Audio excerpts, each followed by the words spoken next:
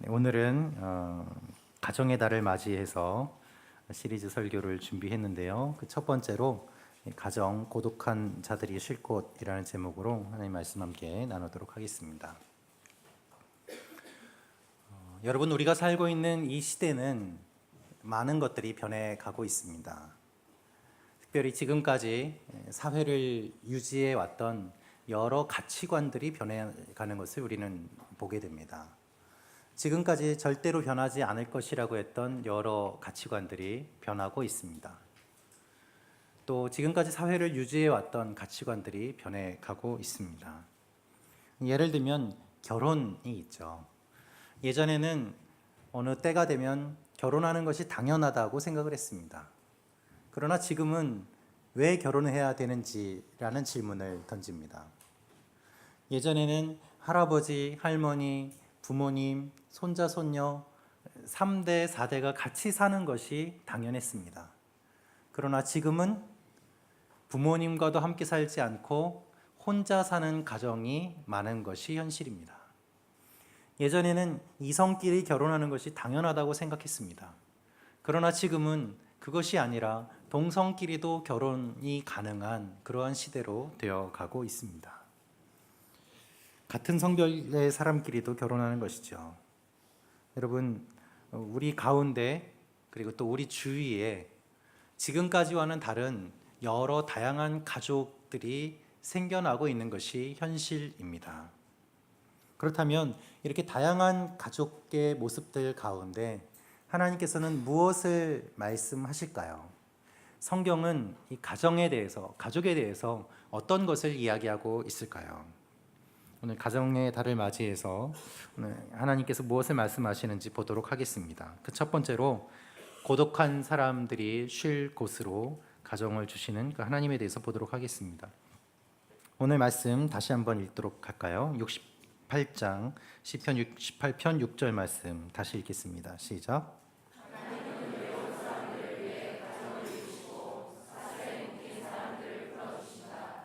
그러나 반역자들은 마른 땅에서 살리라.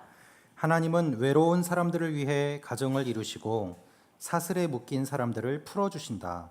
그러나 반역자들은 마른 땅에서 살리라. 하나님이 외로운 사람들에게 가정을 주신다고 말씀하고 있습니다. 이 말을 이 원어의 뜻에 따라서 해석하면 다음과 같습니다. 하나님께서 분리되고 고립된 사람들에게 가정을 주신다는 것이죠. 여러분, 인간의 가장 근본적인 문제는 무엇일까요? 그것은 바로 고독입니다. 외로움이에요. 우리는 다 외롭습니다. 고독합니다. 그것이 해결되지 않는 가장 근본적인 문제입니다. 하나님께서 이 세상을 창조하셨습니다. 이 세상을 창조하실 때 이 세상의 모든 만물이 다 생명을 낳도록 창조하셨습니다. 하나님께서 인간을 만드실 때 조금 특별하게 만드셨어요. 다른 동물들과는 조금 다르게 만드셨습니다. 다른 동물들과는 달리 하나님은 아담을 먼저 만드셨습니다. 그리고 아담은 외로웠어요. 그 아담이 외로운 모습을 하나님께서 보시고 이렇게 말씀하십니다. 그가 홀로 있는 것이 좋지 못하다라고 말이죠. 창세기 2장 18절 말씀 같이 읽겠습니다. 시작. 사람이 혼자 있는 것이 좋지 않으니 내가 그에게 알맞은 돕는 사람을 만들어주겠다. 여러분, 오해하지 마십시오. 하나님께서 하와를 만들 계획이 없었는데 아담이 외로운 걸 보시고서 만들어줘야 되겠다 만드신 것이 아닙니다.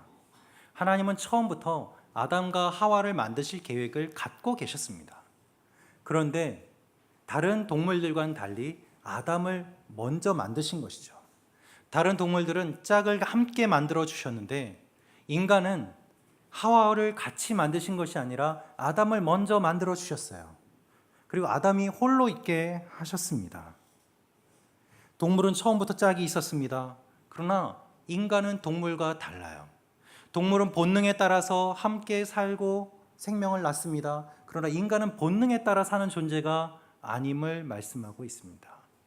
아담을 먼저 태어나게 하시고 홀로 있는 시간을 갖게 하셨습니다. 왜 그랬을까요? 그것은 본능에 따라 상대를 만나 생명을 낳는 것이 아니라 마음 깊은 곳에서부터 상대에 대한 그리움을 느끼고 스스로 결정해서 상대를 사랑하는 그 인격적인 인도하심이 있었기 때문입니다.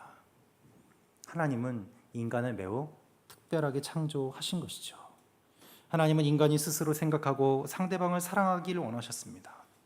배우자를 마음 깊은 곳에서부터 갈망하고 품어 안을 수 있는 존재로 만드셨습니다. 그래서 아담이 홀로 있는 시간을 갖게 하셨고 하나님께서는 그 홀로 있는 시간을 그냥 두지 않으시고 아담에게 사명을 주셨습니다. 그 사명을 보면 하나님의 의도를 알 수 있습니다. 하나님이 무슨 사명을 주셨을까요? 모든 피조물들에게 이름을 짓는 사명을 주셨습니다. 창세기 2장 18절 이후에 하나님은 아담에게 여러 생물의 이름을 짓는 사명을 주셨어요. 아담은 하나님이 만드신 모든 생물들을 보았습니다. 그리고 이렇게 생각했습니다. 이름을 지어주면서 다 짝이 있는데 왜 나는 짝이 없는가? 외로움을 깊이 느낀 거예요. 그 이후에 하나님이 하와를 만드셨습니다. 하나님은 아담이 잠시 동안 혼자 지내면서 자신에게 부족한 것을 발견하기 원하셨습니다. 우리에게 있는 외로움, 그것이 상대방을 향한 강한 그리움의 힘이 되기 때문이죠. 아담은 그래서 마음 깊은 곳에서부터 하와를 사랑할 준비를 했고 하나님이 하와를 만들어 주셨을 때 사랑의 고백을 하며 내 살 중에 살이고 뼈 중에 뼈라고 사랑의 고백을 할 수 있었던 것입니다. 여러분, 자신의 외로움을 인식할 때 상대방을 더 깊이 사랑할 수 있는 힘이 되는 것, 그것이 하나님이 창조하신 놀라운 창조의 비밀입니다. 잠시 혼자 있게 하셔서 고독한 시간을 갖게 하시고 그리고 하와를 만나게 하신 것이죠. 창세기 2장 18절에 사람이 혼자 있는 것이 좋지 않으니라고 되어 있습니다. 여러분, 이 말은요, 나쁘다라는 의미가 아닙니다. 이 말의 의미는 아직 완성되지 않았다라는 의미예요.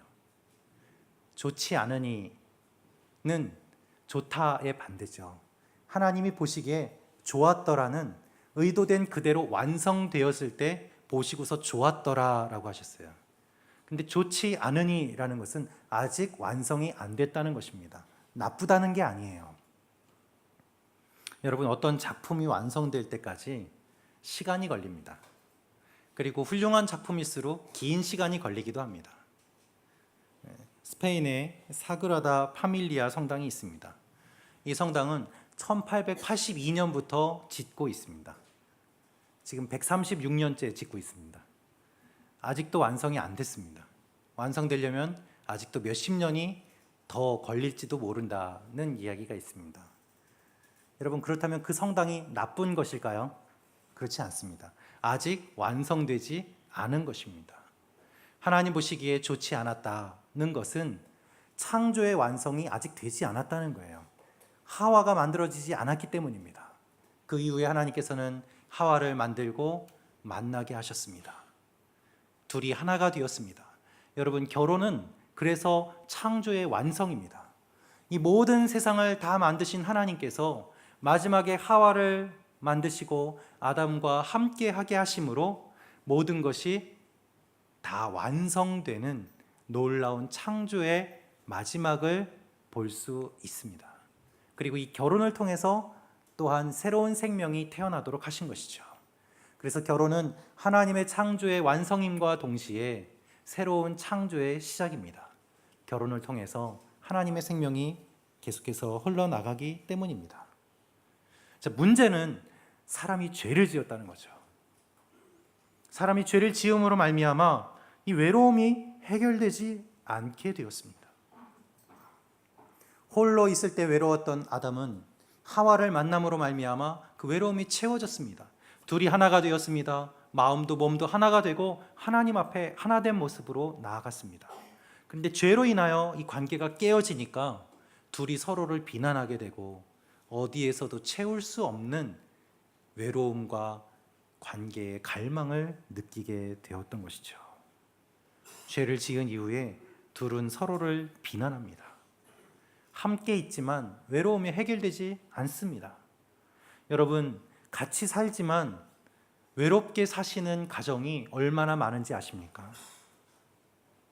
결혼하고서도 외로움을 느끼시는 분들이 얼마나 많은지 아십니까?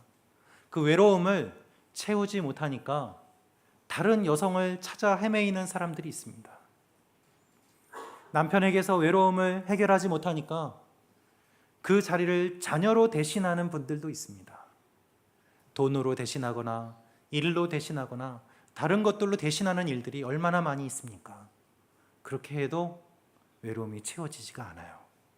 그 결과 가정이 깨어지게 되고 가정이 어려워지게 되고 가정에 많은 문제가 생기게 됩니다. 많은 가정이 아파요. 그 고통을 잊고자 어떻게 할까요? 사람들은 결혼하지 않을 거야 라고 합니다. 상처받지 않으려면 결혼하지 않을 거야. 그 아픔을 잊기 위해서 어떻게 할까요? 상처받지 않으려면 나는 이성이 아니라 같은 성의 사람끼리 결혼할 거야. 상처받지 않으려면 어떻게 할까요? 상처받지 않으려면 피로 이어진 가족이 아니라 타인과 함께 관계는 맺지만 새로운 가족으로 만들지만 더 깊이 들어가고 싶지는 않은 그러한 모임을 만들 거야. 그래서 다양한 가족들의 모습이 생겨나게 되었습니다. 여러분, 그러나 여러 다양한 가족의 모습이 되었다고, 다양한 모습의 가족을 만든다고 그 외로움이 해결될까요? 그렇지 않습니다. 그렇게 해서 해결되는 문제가 아닙니다. 이 외로움의 문제는 어떻게 해결할 수 있습니까? 가족의 모습을 바꾼다고 해결되는 것이 아니라 가족의 의미를 바르게 확인할 때 해결될 수 있습니다. 하나님이 만드신 가정의 의미, 인간이 창조된 그 의미를 바르게 알 때 인간이 가지고 있는 근본적인 외로움의 문제가 해결될 수 있는 것입니다. 하나님께서는 외로운 아담을 보셨습니다. 그리고 하와를 만들어 주셨습니다. 하나님은 지금도 외로운 사람들을 보고 계십니다. 그리고 가족을 주십니다. 그들을 모아 가족을 이루게 하세요. 가족을 주세요. 시편 68편은 다윗이 부른 찬양입니다. 하나님 앞에 다윗이 찬양하며 하나님이 어떤 분인지를 고백합니다. 여러분, 다윗이 고백하는 하나님은 어떤 분일까요? 다윗이 고백하는 하나님은 고아와 과부의 하나님이십니다. 다윗이 고백하는 하나님은 고아의 아버지요 과부의 변호인이 되십니다. 시편 68편 5절 말씀을 같이 읽겠습니다. 시작.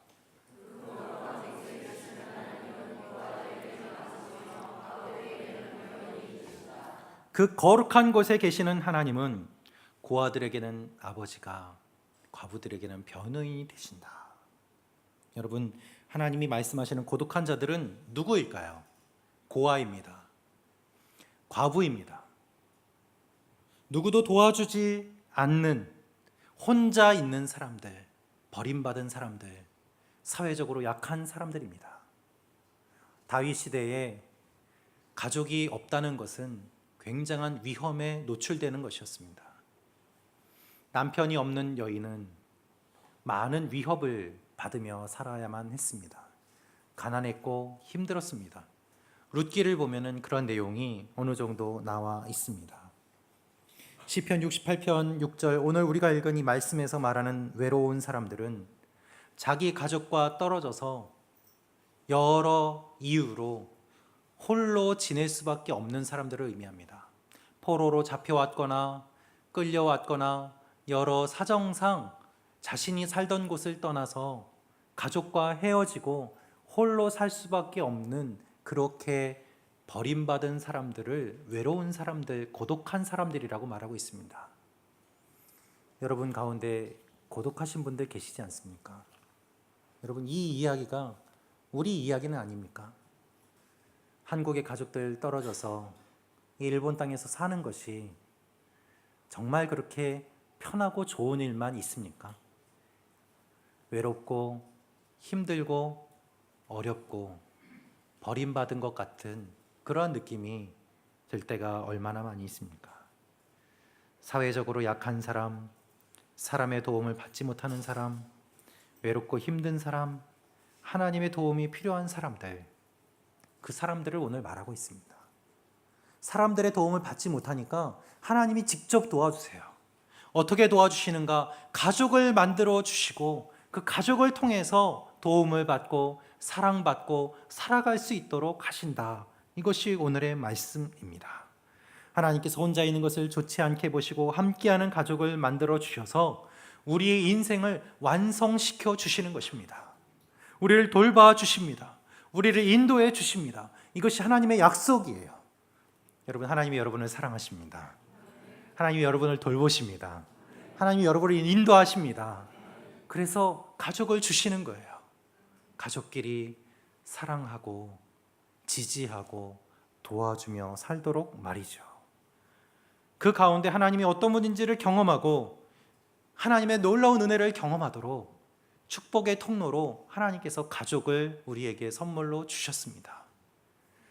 그저 좋아서 결혼하고 때가 되어서 자녀가 태어난 것이 아니라 하나님은 이렇게 놀라운 의미를 가지고 우리를 불러주셨고 우리에게 가족이라는 선물을 주셨다는 것입니다. 여러분, 아담에게 가족은 누구였을까요? 하와였습니다. 하와를 돕는 배필로 주셨습니다. 여러분, 오해하지 마십시오. 돕는 배필이라고 해서 비서로 생각하는 분이 있어요. 노예처럼 생각하는 분이 있어요. 여성이 남성보다 낫다고 생각하는 분이 있어요. 그렇지 않습니다. 돕는 배필이라는 말, 돕다라는 말은 에제르라는 말인데요. 이 말은 다음과 같은 의미를 가지고 있습니다. 그 고대에 전쟁을 많이 하는데 전쟁에서 적군에게 밀려서 질 것 같은 상황에 처해 있습니다. 그때에 저 멀리서 많은 병사의 수가 오는 거예요. 큰 함성이 들려와요. 그 군대의 무리가 와서 힘을 주고 병력이 지원되어서 그 병력의 힘으로 상대를 이기고 승리하는 그것, 그렇게 몰려오는 도움의 군대가 에제르라는 의미예요. 여성분들을 잘 존중해 주시기를 바랍니다. 우리 가족들이 서로 돕는 관계임을 이야기를 합니다. 여러분, 부모가 자녀를 지킨다고 생각하는 일이 많은데요. 정말 그렇습니까? 그렇지 않습니다. 자녀들이 부모를 지켜주는 일이 또한 얼마나 많이 있습니까? 가족은 그렇게 서로 돕는 그러한 관계예요. 그래서 영적인 공격과 이 세상의 어려움과 힘든 일들 가운데 가족이 서로 하나 되고 지켜주고 도움으로 말미암아 하나님 안에서 승리하고 하나님께 영광을 돌리고 함께 기쁨을 맛보는 그것이 하나님 앞에 부름받은 가족의 모습입니다. 할렐루야. 우리가 힘들고 외롭게 지낼 때 먼저 하나님이 우리를 보세요. 하나님이 우리를 도우십니다. 외롭고 버림받은 사람들이 가족을 이루게 하시고 그들이 서로 사랑함으로 하나님의 사랑과 도움을 경험하게 됩니다. 그 결과가 무엇입니까? 사슬에 묶인 사람들을 풀어주신다. 승리함으로 말미암아 죄에 묶였던 것들이 풀어지고 상처를 받고 묶여있는 것들이 풀어지고 가정 안에서 영적인 회복과 치유가 일어나는 것, 그것이 하나님이 주신 진정한 가정의 의미입니다. 여러분, 컴패션이라는 단체 혹시 들어보셨나요? 컴패션이라는 국제단체가 있습니다. 이 단체는 가난한 나라의 아이들을 지속적으로 돕는 국제지원단체입니다. 한국전쟁 때 많은 전쟁고아가 생겼고 사실은 한국전쟁 이후에 한국의 고아들을 돕기 위해서 생겨난 기구가 컴패션이에요. 지금은 국제단체가 되었고 오히려 한국이 이제는 다른 나라들을 돕는 그러한 일들을 하고 있습니다. 한국 컴패션의 대표인 서정인 목사님이 쓰신 책 중에 고맙다라는 책이 있습니다. 그 책에 다음과 같은 간증이 나옵니다. 엘살바도르의 한 교회학교 선생님 이야기인데요. 이 선생님이 이전에는 조직폭력배였습니다. 그래서 마약을 파는 일을 했습니다. 그런데 마약을 팔다가 경찰에 잡혀서 감옥에 들어가게 되었어요.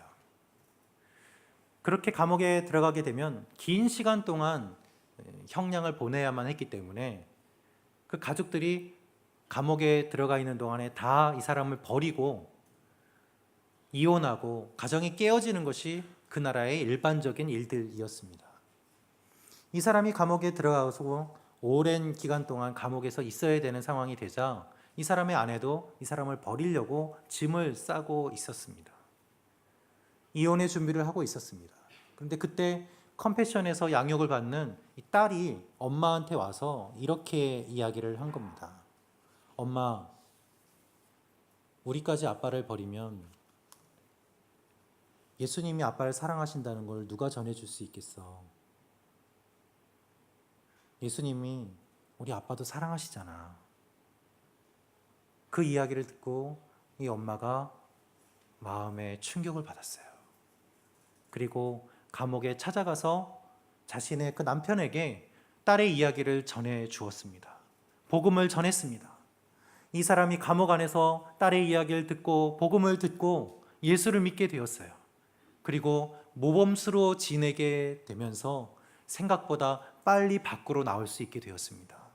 그때까지 아내가 기다려주고 딸이 기다려줬어요. 이 사람은 예수를 믿고 교회에 나와서 교회 학교에서 선생님으로 봉사를 하면서 자기처럼 나쁜 길로 아이들이 빠지지 않도록 아이들을 돕는 사역에 헌신해서 사역을 하고 있었습니다. 그 사람이 이렇게 말을 했다고 합니다. 딸을 통해서 예수님을 알게 되었습니다. 저 같은 죄인도 사랑받을 자격이 있고 언제나 사랑받는 하나님의 아들임을 알게 되었습니다. 여러분, 하나님은 외롭고 버림받고 하나님의 도움이 필요한 사람들을 불러 모으셔서 함께 사랑하게 하시고 돕게 하시고 인간의 사랑을 뛰어넘는 놀라운 하나님의 사랑이 가족 가운데 계속해서 흘러나가기를 원하십니다. 할렐루야. 여러분의 가정이 그렇게 되시기를 축원합니다. 여러분, 가족은 어떻게 시작될까요? 가족은 사랑으로 시작됩니다. 어떤 한 사람이 다른 사람을 만납니다. 사랑합니다. 둘이 결혼합니다. 사랑으로 한 가족이 시작됩니다. 그리고 사랑의 결과 생명이 태어납니다. 이 두 사람이 서로 사랑할 때에 다른 사람은 알 수 없는 둘만의 깊은 관계가 되고 그것이 결혼이고 그것이 사랑의 깊은 관계인 것이죠. 여러분, 여성은 얼마나 존귀하고 또 귀한 놀라운 존재입니까? 생명을 10달 동안 안에 품지 않습니까? 그러나 생각해 보십시오. 그것은 남성과 여성이 만들어낸 생명이 아닙니다. 하나님이 주신 생명이에요. 그래서 우리의 모든 생명은 하나님으로부터 받은 것이지만 그 생명의 시작은 부모님의 사랑으로 인해서 시작된 것임을 기억할 때 이 하나님의 생명의 원리가 얼마나 놀라운지를 알게 됩니다. 하나님이 여러분을 사랑하셔서 여러분에게 생명을 주셨고 여기까지 인도해 주셨습니다. 하나님이 여러분을 잊지 않으세요. 하나님이 여러분을 기억하세요. 우리를 사랑하시는 그 사랑이 사람들의 관계 가운데 흘러가서 외롭고 버림받은 사람들이 하나 되고 하나님 안에서, 가족 안에서 그 사랑을 경험하는 일들이 일어나게 되는 것이죠. 그래서 묶고 있던 죄의 사슬이 끊어지고 아픔의 사슬이 끊어지고 자유하게 됩니다. 회복이 일어납니다. 그것이 가정에서 일어나는 일들입니다. 여러분, 이런 일들이 일어나시기를 축원합니다. 할렐루야. 여러분, 이 가정 만들고 싶지 않습니까? 저만 만들고 싶은 것 같은 표정이신데 저는 만들고 싶습니다. 너무 좋아요. 하나님께서 이 가정으로 우리를 초대하세요. 이 초대의 공동체가 무엇인가 하면 여러분, 교회입니다. 하나님이 주시는 또 하나의 가족이 있습니다. 그것이 교회예요. 여러분, 어떤 분은 가족에게 많은 상처를 받은 분이 있습니다. 결혼을 했지만 이혼의 아픔을 경험하신 분도 있을 것입니다. 부모님에게 학대를 당한 경험이 남아서 가정을 꾸리지 못하는 분도 있을지도 모릅니다. 우리 가정이 사랑이 넘치는 가정이면 좋은데 그렇지 않고 아픔이 넘치는 가정이 너무 많아요. 그래서 하나님께서는 그 하나님의 사랑을 경험할 수 있도록 또 하나의 가족을 주셨는데 그 영적인 가족의 공동체가 바로 교회입니다. 여러분, 어떤 분은 혼자 지내는 게 상처받는 것보다 낫다고 생각합니다. 그래서 결혼하지 않고 가족도 꾸리지 않고 사랑도 하지 않고 지내는 분들이 계십니다. 그러나 하나님의 원리는 가족에게 상처를 받았으면 가정을 떠나는 것이 아니라 그 상처를 이기는 더 나은 가정을 만드는 것입니다. 더 아름다운 가정을 만드는 것입니다. 가정이 회복되어서 그것을 통해서 하나님의 은혜를 경험하는 것, 그것이 하나님께서 원하시는 일들입니다. 그것이 하나님이 가정을 만드신 원리예요. 여러분, 그래서 새로운 가족을 우리에게 주셨는데 그것이 영적인 가족, 교회입니다. 할렐루야. 물론 교회가 육신의 가족을 대체한다는 의미는 아닙니다. 혈연 관계를 끊을 수도 없습니다. 그러나 여러분, 고아와 과부와 누구도 가족이 되어주지 않는 버림받은 사람들은, 가족에서 사랑을 받지 못하는 그 사람들은 어디에서 하나님의 사랑을 받을 수 있겠습니까? 교회가 아니면 불가능합니다. 그래서 가정과 교회 모두에게서 사랑을 받으면 가장 좋겠지만 그렇게 못하는 외롭고 고독한 사람들을 하나님이 기억하시면서 교회 공동체를 만들어 주시고 함께 모여 지내는 영적인 가족을 주셔서 하나님의 사랑을 한 곳에서라도 경험할 수 있도록 우리에게 놀라운 은혜를 주시는 것입니다. 우리가 읽은 본문에서 가정이라는 말은 원어의 의미 가운데 왕조라는 뜻이 있습니다. 왕의 계열이에요. 왕의 자손이에요. 우리가 하나님을 믿으면 어떤 일이 일어납니까? 하나님의 자녀가 됩니다. 왕이신 하나님의 자녀가 되어서 이 세상의 모든 것을 상속하여 누릴 수 있는 상속자의 신분을 받게 됩니다. 여러분은 왕 같은 제사장이고 하나님의 거룩한 나라고 그의 소유된 백성이 되어서 하늘나라의 모든 것들을 누릴 수 있는 놀라운 자녀의 특권을 받으셨어요. 할렐루야. 영적인 왕조가 되었음을 믿으십시오. 그래서 또 다른 영적인 가족으로 교회를 주시고 사랑하며 돕게 하세요. 이 가족을 거부하는 사람을 성경은 오늘 반역자라고 표현하고 있습니다. 그들은 마른 땅에서 살 것이다. 반역자라는 표현은 의도적으로 이것을 거부하는 사람들을 의미합니다. 여러분, 풍성한 가운데 들어오는 것을 의도적으로 거부하기 때문에 마른 곳에서 살 수밖에 없음을 이야기합니다. 하나님이 지옥으로 보내시는 것이 아닙니다. 하나님은 천국으로 초대를 하고 계세요. 천국 초대를 끝까지 거부하기 때문에 그 풍성함을 맛보지 못하는 것입니다. 얼마나 안타깝습니까?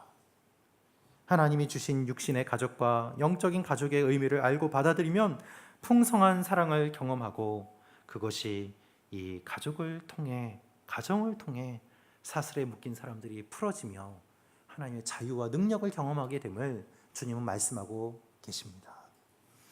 지난 한 주간 저희 교회에 의미 있는 두 가지 일들이 있었습니다. 지난 월요일 4월 29일이었는데요. 리더십 바베큐 파티를 했습니다. 그래서 어린이부터 어른에 이르기까지 많은 분들이 오셔서 함께 교제하며 좋은 시간을 가졌습니다. 그날 교회에 처음 오신 분이 계셨어요.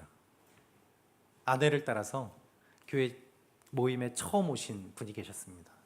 또 어떤 분은 가족으로 참여했지만 가족이 다 오지 못하고 홀로 참여하신 분도 계셨습니다. 그러나 그 어떤 분이라고 하더라도 어린이부터 어른에 이르기까지 모두 다 주님 안에서 하나님을 경험하는 좋은 교제의 시간이었습니다. 함께 기뻐하고 함께 좋은 시간들을 가졌습니다. 그리고 다음 날 4월 30일 화요일에는 우리 김창숙 성도님 장례식이 있었습니다. 돌아가신 지 한 달 만에 발견되어 가족들도 놀라고 모두 다 슬픔 가운데 있는 가운데 비 가운데서도 성도님들이 40여 분 넘는 분들이 참여해 주셔서 마지막 함께 천국 환송 예배를 드리며 그 가족들을 위로하는 시간을 가졌습니다. 한국에서 온 유가족들을 위로해 주시고 또 가족분들께서는 돌아가신 우리 김창수 성도님을 우리 동경오누리교 성도님들이 기억해 주시고 교회에서 함께 신앙생활할 때의 그 모습들을 나누어 주시고 유가족들을 위로해 주시는 가운데 큰 위로를 받았다고 감사의 마음을 전하는 시간들이 있었습니다. 한 주 동안 함께 기뻐하고 함께 우는 믿음의 가족의 모습을 경험했습니다. 여러분, 하나님은 고아의 아버지가 되십니다. 하나님은 과부의 변호인이 되십니다. 하나님은 버림받고 외롭고 힘들고 아무도 도와주지 않는 사람들의 도움이 되십니다. 가족이 필요한 사람들에게 가족을 주십니다. 여러분, 우리 모두는 다 버림받은 존재였습니다. 우리 모두는 다 어둠 가운데 있었습니다. 우리 모두는 다 하나님의 도움이 필요했습니다. 그것을 아시고 하나님께서 예수 그리스도를 이 땅에 보내어 주심으로 말미암아 우리에게 새로운 생명과 새로운 가족과 새로운 관계를 맺게 하시고 고아처럼 버림받은 우리들을 주님께서 불쌍히 여겨주셔서 하나님의 깊은 은혜의 관계 가운데 들어가게 하시고 가족에게서 사랑받지 못한 그 모든 사랑을 영적인 가족을 통해 사랑받게 하시고 또한 영적인 가족을 통해 회복된 그 회복으로 우리의 육신의 가족들도 다 회복되게 하셔서 교회가 회복되고 가정이 회복되고 이 땅이 회복되는 일들을 하나님은 우리를 통해서 이루어 가십니다. 어느 누구도 외롭지 않고 주님 안에서 다 같이 하나 되는 기쁨을 누리며 묶여있는 모든 것들이 다 끊어지고 주님 안에 자유케 되는 그 놀라운 은혜를 경험할 수 있도록 하나님은 우리에게 놀라운 은혜와 축복을 주십니다.